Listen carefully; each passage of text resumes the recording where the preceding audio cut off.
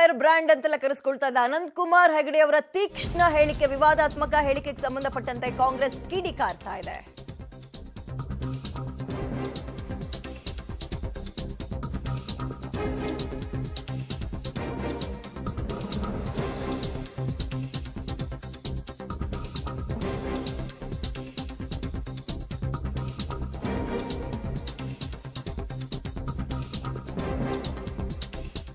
ಅನಂತ್ ಕುಮಾರ್ ವಿರುದ್ಧ ಸಿಎಂ ಸಿದ್ದರಾಮಯ್ಯ ವಾಗ್ದಾಳಿ ನಡೆಸಿದ್ದಾರೆ.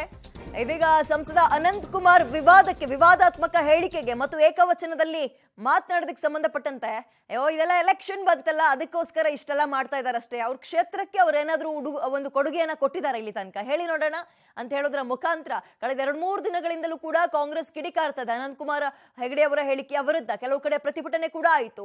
ಎಲ್ಲ ನಾಯಕರುಗಳು ಹೇಳಿಕೆ ಕೊಟ್ಟರು. ಇವಾಗ ಸಿಎಂ ಸಿದ್ದರಾಮಯ್ಯ ಅವರು ಹೇಳಿರುವಂತದ್ದು ರಾಜಕೀಯಕ್ಕಾಗಿ ಆರೋಪ ಮಾಡ್ತಾ ಇದ್ದಾರೆ ಅಷ್ಟೇ. ಅದರಲ್ಲಿ ಇವರು ಕೂಡ ಒಬ್ರು, ಯಾರು ಅನಂತ್ ಕುಮಾರ್ ಹೆಗಡೆ ಅವರು ಇಲ್ಲಿವರೆಗೂ ನಾಪತ್ತೆ ಆಗಿದ್ರು, 2-3 ವರ್ಷದಿಂದ ಕಾಣಿಸ್ತಾನೆ ಇರಲಿಲ್ಲ.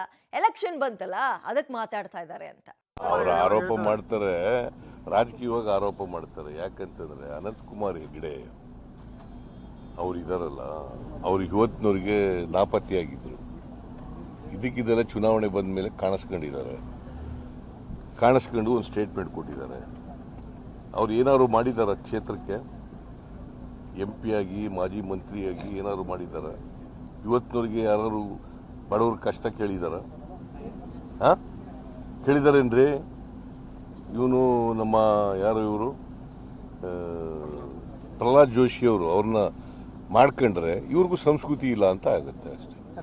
ಸಂಸ್ಕೃತಿ ಅಂದ್ರೆ ಏನು? ಮನುಷ್ಯತ್ವ ಅಂತ ಗೊತ್ತಾಯ್ತಾ? ಸಂಸ್ಕೃತಿ ಅನ್ನೋದು ಮನುಷ್ಯತ್ವ ಇರಬೇಕು ಮೊದಲು.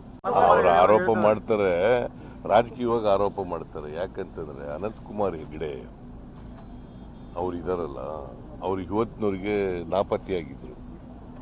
ಇದಕ್ಕಿದೆಲ್ಲ ಚುನಾವಣೆ ಬಂದ ಮೇಲೆ ಕಾಣಿಸ್ಕೊಂಡು ಒಂದು ಸ್ಟೇಟ್ಮೆಂಟ್ ಕೊಟ್ಟಿದ್ದಾರೆ.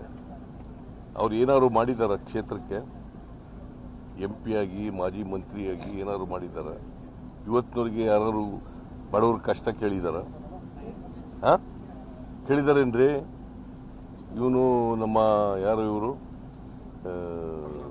ಪ್ರಹ್ಲಾದ್ ಜೋಶಿ ಅವರು ಅವ್ರನ್ನ ಮಾಡ್ಕೊಂಡ್ರೆ ಇವ್ರಿಗೂ ಸಂಸ್ಕೃತಿ ಇಲ್ಲ ಅಂತ ಆಗುತ್ತೆ ಅಷ್ಟೇ. ಸಂಸ್ಕೃತಿ ಅಂದ್ರೆ ಏನು?